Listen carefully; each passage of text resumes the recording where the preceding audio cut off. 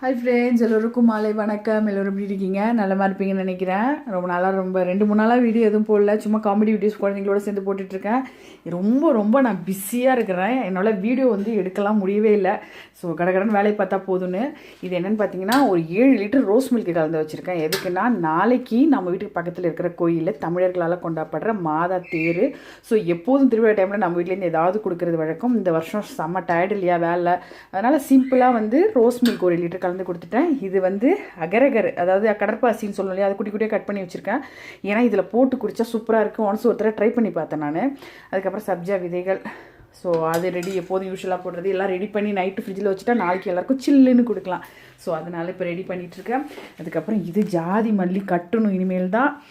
அதுக்கப்புறம் இரவு சாப்பாடு என்னன்னு பார்த்தீங்கன்னா, இட்லி, அப்புறம் தேங்காய் சட்னி, அப்புறம் ஒரு கார சட்னி, அப்புறம் இதர வேலைகள்லாம் ஓடிட்டுருக்கு. அடுத்த வீடியோவில் பார்க்கலாம்.